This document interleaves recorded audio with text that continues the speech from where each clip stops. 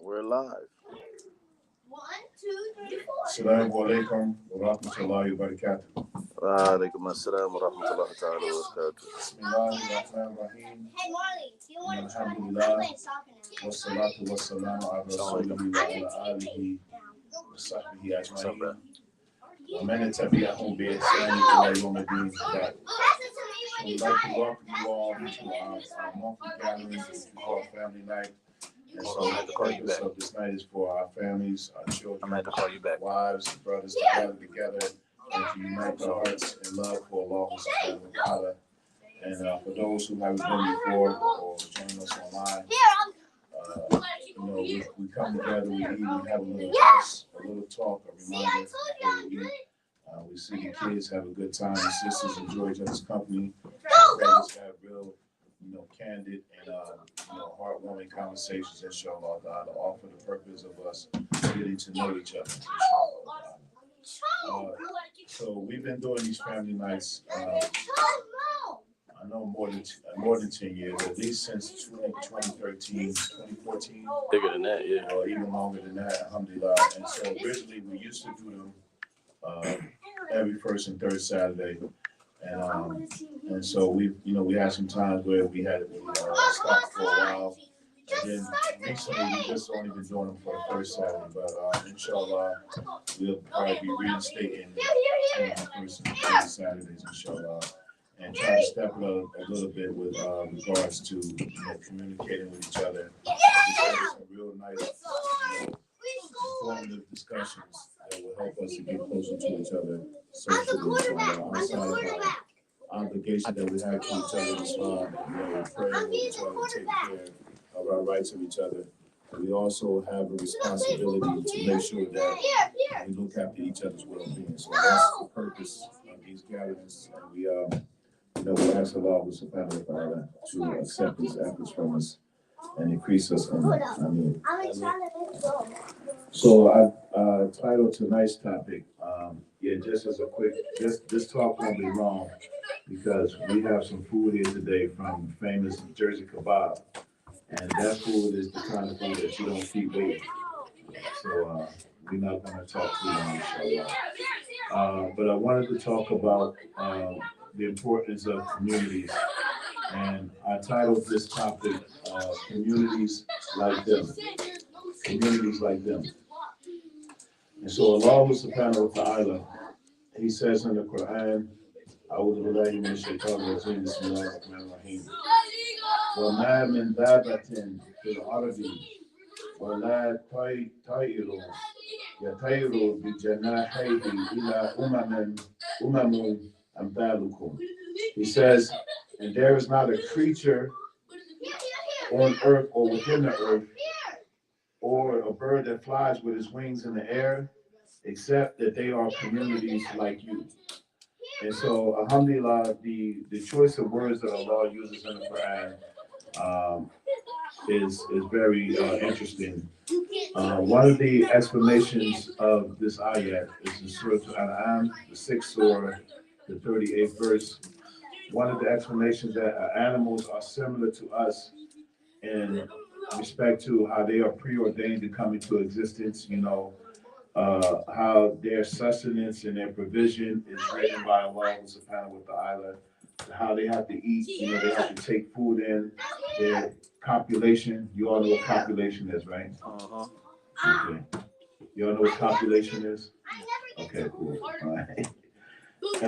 And how they understand one another. And animals have their own kind of language that's not expressed like we do as humans, and how they communicate, but they're just not able to use words. And so the word that Allah subhanahu wa ta'ala, when He says, وَمَا مِن دَابَةٍ, and there is not a creature. Daba is a word that means like, it comes from a word that means like animals that move slow or cling to the ground, or that are lowly creatures. And then He uses the word tayr, birds.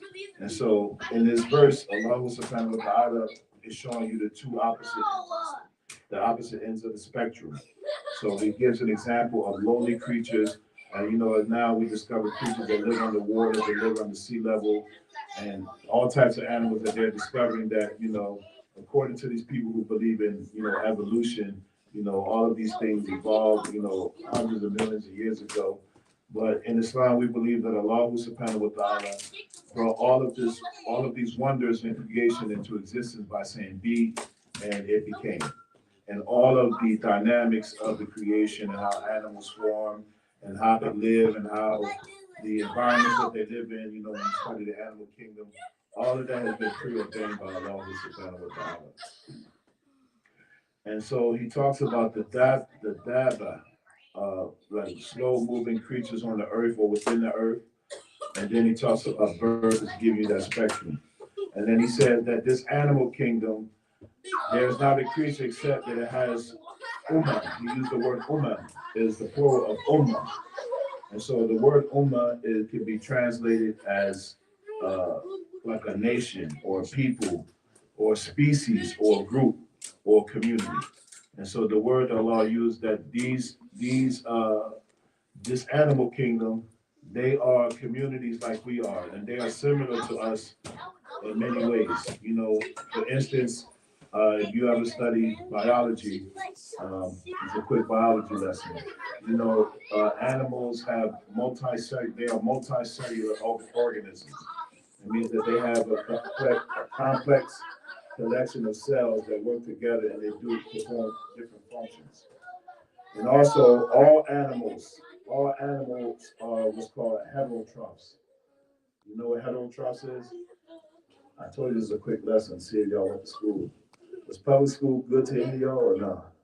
Public school is horrible. Yeah, so heterotrophs are animals that have to, they have to take in some type of substance in order for them to live. And so you probably remember these terms: carnivore, herbivore, omnivore. All right, what do those terms mean? Y'all thought y'all was gonna sit here and listen to me talk? This is class. Uh-huh. Yeah, carnivore is an animal that eats meat. An herbivore is one that eats plants, and an omnivore, yeah, they eat both. And then also there are animals that are parasites. They live off of other animals, so they have to take in something that's dead and living in order for their sustenance to be. And so all of the complexities of the animal kingdom, Allah subhanahu wa ta'ala has ordained it just like it is. And then he says that they form communities just like us.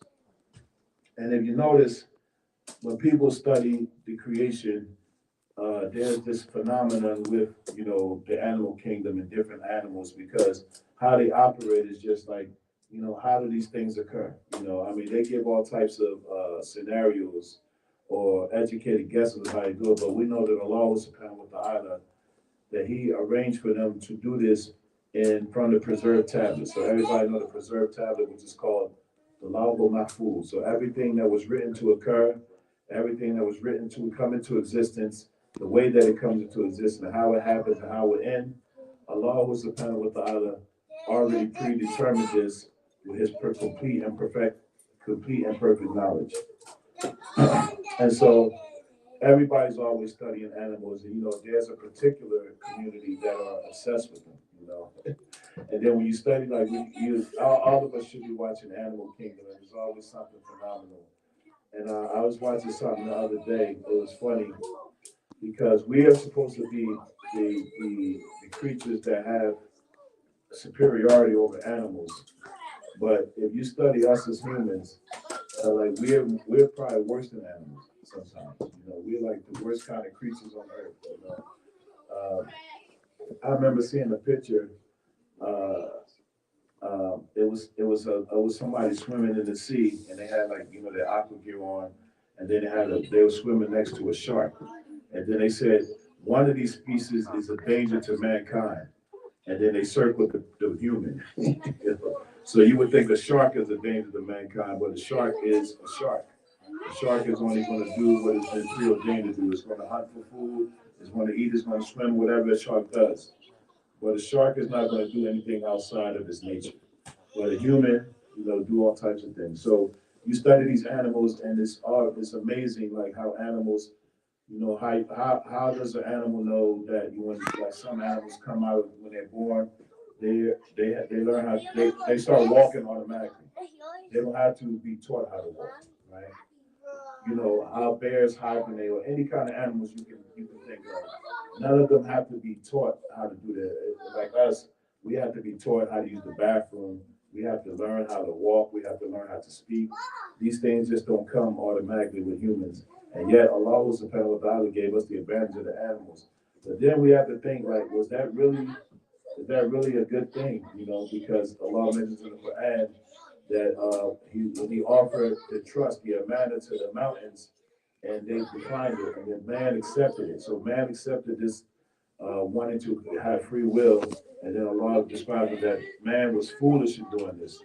So we thought that this freedom to choose and to be however we wanted to be and do whatever we want to do without no accountability, we thought that this was something grand, but it was really to our detriment.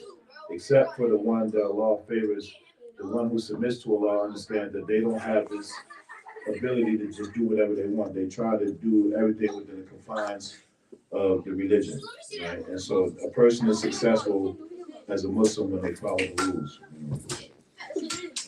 And so studying these animals, is very amazing. And we have to take what we want to take from today's lesson is that we want to be more like animals in the respect that how they form communities, how they really do, they stay in their lane and they don't go outside of their lane.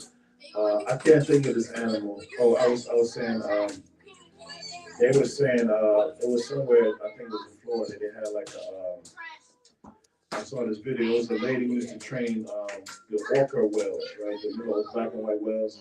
And so they had some footage of her like training the whale and playing with it. But that was like the last stage of her life because the whale ended up attacking her, right? And so when these things happen, a certain group of people, they be acting like all amazed, like, how could the animal do this? It's an animal. This is a creature. This is what they do. They hunt. They have an instinct to satisfy their appetite. That's all they live for. But they also have similarities like us in how they reproduce, how they have cell organisms, all of that stuff.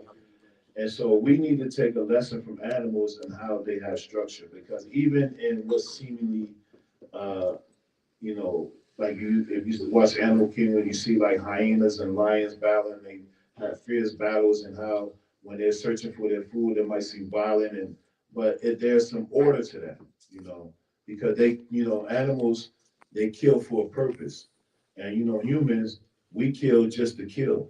There is no purpose for what people taking lives most of the time, and it's unjustly, these things like that. So even though we've been given this degree of advantage over animals, if we don't learn how to properly train ourselves with the religion, with prayer, and having taqwa, then we behave like animals, and we even put it into our vocabulary. We call each other beasts sometimes, and we say it in a good way. Yeah, I'm a beast, and I mean, of course, words have assigned meanings, but yeah, a beast, the word is called Bahim or Bahahim, like a dumb creature. You know? Like a beast is like a dumb creature. But if you look at animals, though, they're really smart. And when they study them, how does an animal know how to do these things? How does salmon know how to swim upstream? How do birds know how to fly to a particular place?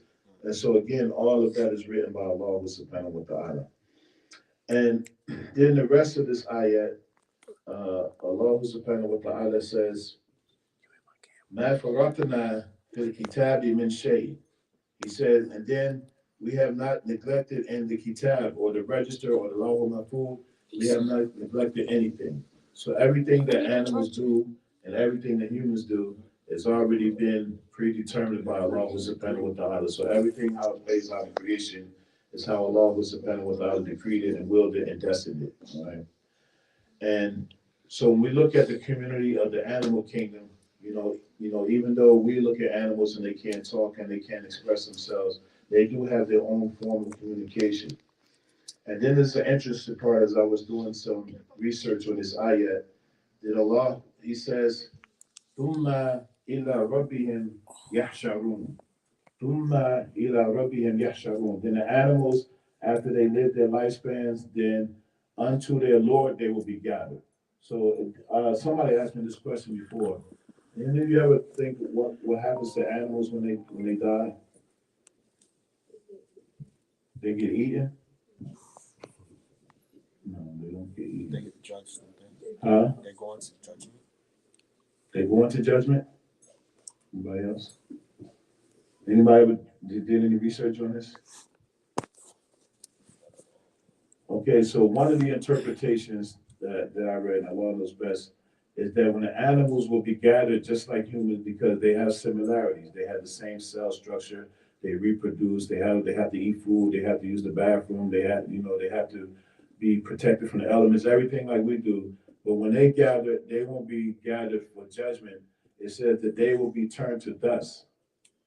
They will be turned to dust, and it's related to the ayat, the last ayat in Surah Nabal. You know where it says, وَيَقُولُ الْكَافِرُ يَا لَيْتَنِي كُنْتُ تُرَابًا. Right, that's interesting. That the disbeliever will say on the judgment day, oh, I wish that I was dust. And the relation is that when they see these animals turn to dust after their lives, and after they won't go through judgment, they wish it could be as easy for them just to be turned to the dust without any reckoning. But it won't be. So, the disbelievers will have the hardest reckoning because they are the ones who mostly study these animals and come up with all of these names, zoology and biology and whatever they name these sciences and studying the creation of animals, and yet they don't take a lesson from it. So they like the amazing things that animals do, but it doesn't lead them to give worship and praise to the one who created the animals and put in the animals these instincts that they have. Because animals, you never see a bear sitting in the classroom learning how to be a bear. You never see a fish, reading a book. They already know what to do. Who ordained it for them? Who ordained that for them? Allah subhanahu wa ta'ala. Right? And so this is one of the explanations that they don't take a lesson in all of the all of the stuff that they're studying in Allah's creation. And then it will be a source of misery for them on the judgment day where they will wish that they could be dust like those animals. And so when we think about these communities that, Allah says that none of those creatures exist except they have communities like us. Well, what we should do as humans is look at them and we should be communities like them. Be communities like them. What do we mean communities like them? Look at how animals, they basically stay in their lane. They do their job they're supposed to do, and that's the end of it. There's nothing really connected to it. An animal attacks because it has instinct to do it. An animal runs because it has instinct to do it. And so we have to really sharpen up our instincts to keep us away from acting like animals in the violent sense or in the base level sense, right? Um, and even in, like I said, in their violence, it's even structure. There's just one animal I seen. What's those animals that look like big lizards? Um, I forget the name of it. They walk on four and they got like a long tongue. Huh? No, not iguana. What is it called? Komodo or something? Komodo dragon. So I seen a video the other day. So they just showed that part. So like it was walking and it was like walking over on this animal and it was like walking all slow. And then the next thing it just ate the animal in one thing. But if you were to put like how they say caption this, if you were to put the caption to it, it was like he was saying, "So, what's up?" And then he just ate him. But I learned that those, what is it called? Komodo dragons. I think they paralyze or something. They pray first and let them sit there until they can't move, and then they come back. Is that true? They got poison. Yeah. Poison in their body. So they hit them first and then let them sit there for a while. But how does a Komodo dragon learn how to do that? Yeah, it's instinct. So Allah gave every animal its provision and its affairs and arranging their orders the same way He gave it to us. And so similarities that we draw in looking at animals. But we need to take a bigger example of how they form communities. And what made me talk about communities today is because as a community, there's a lot of stuff that we have to do, especially when it's time for us to be returned to Allah when we die. We've had, some experiences here uh, when people pass away and then they're not connected to a community and no one knows who they are, right? and we've had to take up the task of burying people. First, we had to verify from their family members that they were Muslim, and none of us really knew that they were Muslim as a Muslim community. And so that's a slight on all of us not being connected, not having a structure like the animal kingdom does, And the animal kingdom, as complex as it is and how violent it might seem at times, it is very structured, it's very programmed. And in the animal kingdom, some animals, they're fiercely protective of their young, you know. They make, if you come near an animal, their instinct is they're gonna hurt you at all costs. And it's not just to be spiteful towards you, it's just to protect their young. But like us, we just spiteful just for being spiteful. We just want to hurt somebody for no purpose. But there's a purpose that an animal would attack you, and it's protect their young. They're fiercely territorial. Many animal kingdoms, you watch them on TV. They're fiercely territorial. They take care of where they are, and if you're not part of that, environment, you can't come around there. And so that's something we have to learn. If a person is not connected to our community, then they don't have the access. They shouldn't have access. But it's important, especially when we die, because it really hurts my heart. Uh, we had a situation a couple weeks ago that there was a sister who passed away in Illinois when they were Lord, and it was confirmed that she was Muslim, but the family wasn't Muslim. And so, because the family wasn't Muslim, they wanted to bury her the way that they would want to bury her, not respecting her rights as a Muslim, right? And so, when I got the call, they wanted to do like a joint service. They wanted to do the Christians and the Muslims, and I said no. Either we do it all Islamic, or we don't do it at all. And so, I was hoping that they would call back and be like, okay, yeah, you guys can do it as a Muslim, but they end up burying in church. Matter of fact, I think her funeral is coming up on the 23rd. And I felt kind of bad with like, maybe I should have tried to talk to them more and maybe try to convince them. But as a community, we have to be connected with structure, being fiercely protective of each other, because this is the obligation that we have, that we're supposed to know each other, take care of each other, and we need to form communities like these animals. You look at any kind of animal that you want, they all herd together. Wolves they walk in packs, goats walk in packs, birds fly, and they fly together. Bees form colonies. All of them have communities that Allah gives an example that they're supposed to be like us, but we need to be more like them with respect to their structure, how they stick together, how the animals know each other, because we're in a time that people are, severely disconnected from each other. And this is really painful, especially when we pass, when a Muslim, subhanAllah, we had a brother a couple of months ago, a nice brother, may Allah forgive him. Strong brother in the deen, practicing, known to be Muslim. And some of us, when we accept Islam, we come from backgrounds where we're not Muslim. And so when you have a favor from Allah to be known as a Muslim more than than what you were before, that's a tremendous favor. And that's what this brother was, and his family ended up burying him in the church.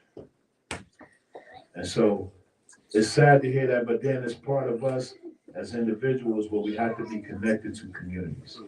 We have to be connected to communities. So one of the things that we might be attempting to do the next family night is have, when we're getting everybody to fill out their wills and have a training course on wills. So especially when you pass, your family will know what to do, because this is it's really disheartening to see Muslims practice, and then you have to wrestle with their family about giving them their rights as a Muslim.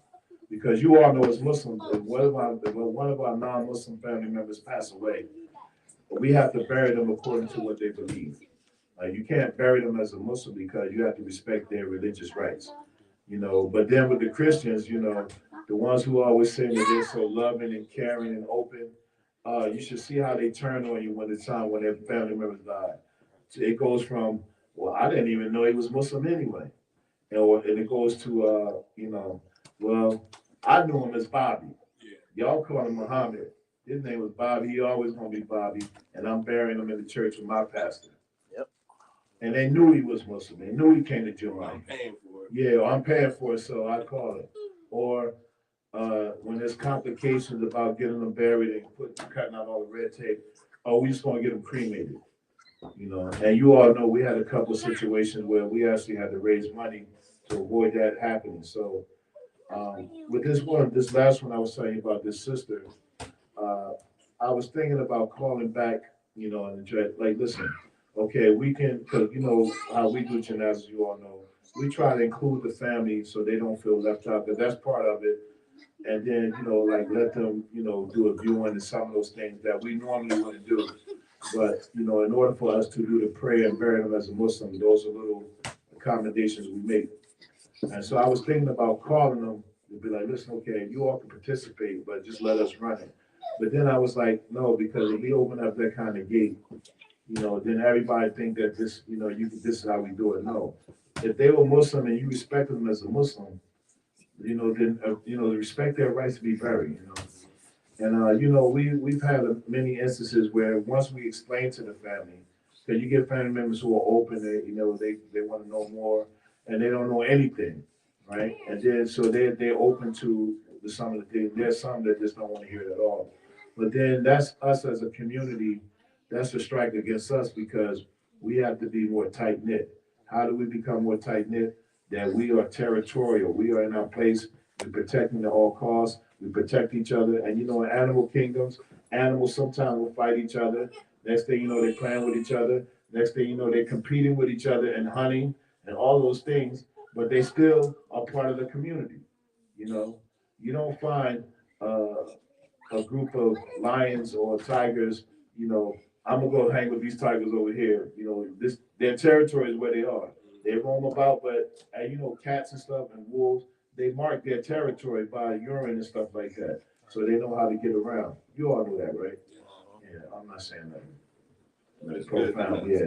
But animals, how they mark their territory, so when they move around, they know how to come back to their place. How does an animal know how to do that? Of course, Allah subhanahu wa ta'ala gave them that as part of their provision. And so we have to take some of these cues from the animal kingdom, how we have structure, we have order, we have communication, we have love with each other, and we have to do more of it because, you know, we're living in times, especially where we are, where people are you know, sometimes totally disengaged, you know, and it's real painful, especially when someone passes. You know, you just finding out that this person was Muslim, you know. And I remember, you know, some cases where I see people in passing, and I never knew that they were Muslim, like no indication at all. And then when they pass away, it's like, okay, yeah, can you bury our father? Can you bury our brother? You know, they were Muslim. And at that point, you just have to take their word for it. So you can't question if they were, you know, the sincerity of their Islam or were they true Muslim. You know, you just have to take the word for it.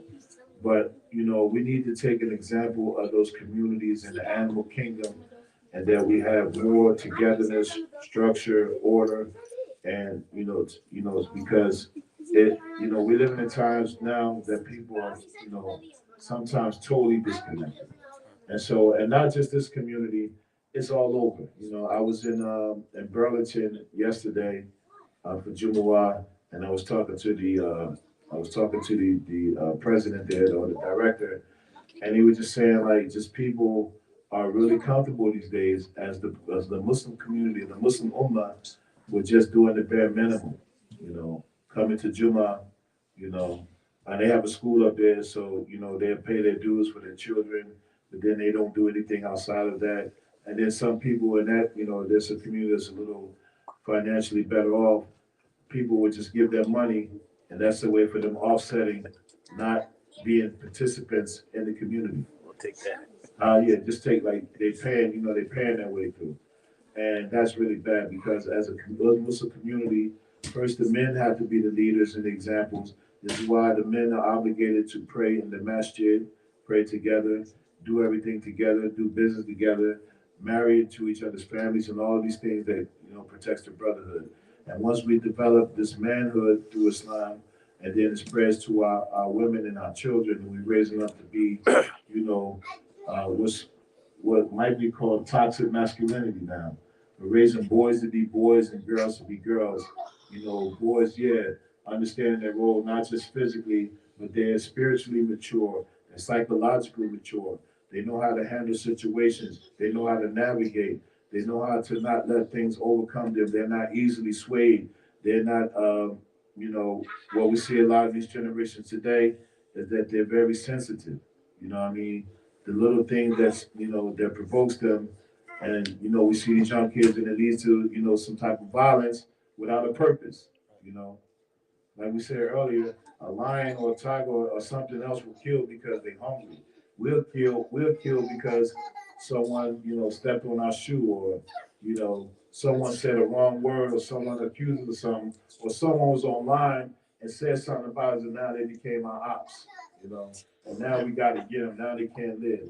And now even dominant creatures, we're putting some of these things online as crimes, and then we wonder how, you know, you sitting in life in jail, you know, well, yeah, you made a YouTube video, you flashed guns, you said you killed the person, you made a rap song about it, and you didn't think that they was gonna catch you.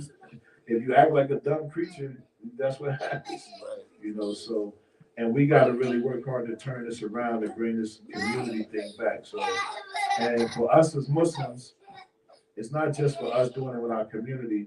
We have to extend it to the people who live around us because the Muslims have to be the standard bearers of what morality is, of what integrity is, of what honor is, of what manhood is. And people, they're looking for us to do it. You know, in this city, you know, they're always calling the Muslims, where the brothers at, you know, we need the Muslims to show up, we need the Muslims' input.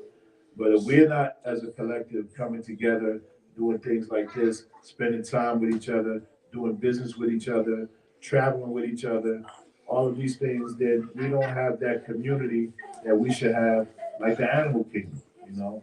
Because Allah subhanahu wa ta'ala gave us the ability to be superior to animals, right? And we have to use that ability to our advantage. And first of all, serving Allah subhanahu wa ta'ala. Yeah, so we need, you know, Allah says that there are communities like us, but we need to be communities like them, you know. And so tighten up on our structure, tighten up on our commitment, tighten up on our dedication, tighten up on what we have to offer, you know, as an individual that goes to the collective, and that we don't stop it because, you know, it's not in our favor or we think something else. We still keep doing it just like animals. They don't stop doing what they do in their animal kingdom because something went the wrong way. They still do their job. And so we have to learn that kind of thing from animals, you know, to stay committed, inshallah. Sure. So we ask Allah subhanahu wa ta'ala to make us stronger in our love for each other and our affection and our commitment to each other. We ask Allah subhanahu wa ta'ala to increase us in iman and good works. And we ask Allah subhanahu wa ta'ala to make us a strong community. And we ask Allah to purify our intentions and to make them solely for His sake. I mean, so again, as I said, the talk wouldn't be long. How much time did that do? About A long time? Too long. nah, it don't even say. Like, you did like 20 minutes, Okay, so 20, so I don't know if you have 25, any, 30 minutes. any questions or anything. Yeah, I don't know if the sisters have any questions. Hey, Faheem, you ain't shout out the brothers butter chicken. What is it? Butter chicken. Oh, you made some butter chicken? Yeah, you shout out Jersey Kebab, but you ain't shout out. I didn't know you bought. Okay, You bought so some butter chicken? Oh, it's on. okay, our brother Hanif and his family. Is it a name for it? Butter Okay, chicken. okay, is it a name for butter chicken? No, is it yours or hers? Okay, okay, so Sister Adiba's butter chicken. It should be like a name, something else, butter chicken. Oh, butter chicken. So shout out to Hanif, brother Hanif and his family for bringing us butter chicken, Jersey kebab, Perio, is that Perio's pizza? Yeah. Perio's pizza. Our sponsors tonight. And whoever else brought some, because for those online, our family night is like a potluck thing, so we encourage families to bring something. And so that butter chicken we're gonna knock off first, and we'll compare it to Jersey kebabs. And if it's better or equal with Jersey kebab, then we'll cancel Jersey kebab next time. And just, you know, butter chicken. We have our brother Jihad. We got that baked fish. So we got brothers here. We got brothers here who have not committed to the community. Didn't bring anything. Didn't make their contribution. So I think we should kick them out of the colony. Yeah, the colony. It's the bee colony. You bring no honey. Yeah, you ain't bring no honey, man. You gotta get out. Well, you know, we it was a couple months ago. Looking clean we over just there, still fresh off Ramadan, so inshallah we'll be reinstituting, you know, the first and third Saturdays.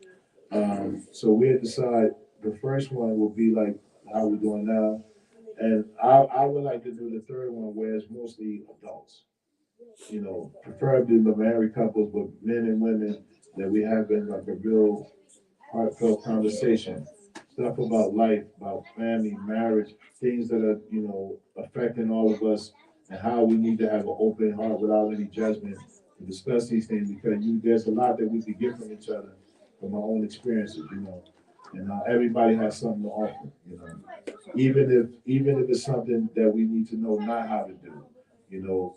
A lot of times the trials and stuff that we go through is fuel for someone else's healing, you know, and that's how we heal. You know, let our pain be expressed, let our journey be expressed, let our trials and tribulations be expressed without feeling, you know, too vulnerable that we too proud to talk about it. No, we let it out. And, you know, if it's too much, we don't have to stream it online. We can just talk heart to heart. But the online streaming is not just so we can be known just for, we have an online community as well that they rock with us, and they might get something out of it too. So, and that's the importance of this technology. You can reach people all over the world, you know. And so you never know. And people like these, when they see these gatherings, we get a lot of good feedback. It's just organic, you know. This is a little small community in this small city that we come together for the sake of Allah, to break bread, to talk, have a good time, and pray. And so, inshallah. So there's no questions online or anything, right? No questions. We also doing I put it online. We're also doing a collection for our 5 grads. This year for Cuba School, we have 3 high school students and 2 college students that are continuing their education, and we want to do a collection for them, and we'll divide the money amongst them. But we're doing a collection online and in house. All right. So how we want to do it, like a launch good or something? Yeah, we can do it launch good, but I've been posting our Cash App and Zelle, and they can just put for the grads in there. Okay. So the brother Issa, he just mentioned that we have 5 students. What is it? 5 grads total. 5 grads. 3 high school, and 2 college. You know, so we want to encourage them to further their education and also reward them for the good work they've done already. And so we're going to be taking up a collection. So for those online and those who are present, keep a lookout. Make sure you contribute, you know, generously to that, you know, to encourage our youth to continue their education, because as we develop them, they become they're part of the community, and then they're able to give back. So we want to have something in place when they come back and they feel like they can be a part of it. You know, of course, we want them to fly like birds. We want them to fly with their own wings. But we want them to come back to the nest and maintain the nest, because we all becoming old birds, you know. And so our time is to relax and let the youth take over. You know, and alhamdulillah, we always have a good amount of youth here every family night. We appreciate all of our young brothers here and young sisters. And so we allow them to play and have fun and have good memories of being in the masjid. You know, we've been in places where people, you know, they want the kids to just sit down and be quiet, but, you know, this is their instinct, you know. They're curious, they wonder, they got to move around, they got to be engaged in something, you know. And so we let them do that, but also take a moment to teach them a few lessons of life that they will be carried for them for the, you know, the next 50 or 60 years, you know. And so that is the hope for us. Generational deen, inshallah. So there are no questions or anything. We'll stop there. سبحانك اللهم وبحمدك ونشهد أن لا إله إلا أنت ونستغفرك ونتوب إليك. الفاتحة.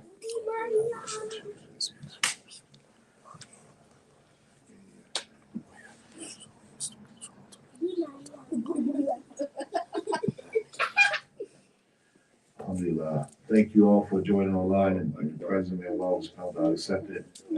Assalamu alaikum wa rahmatullah.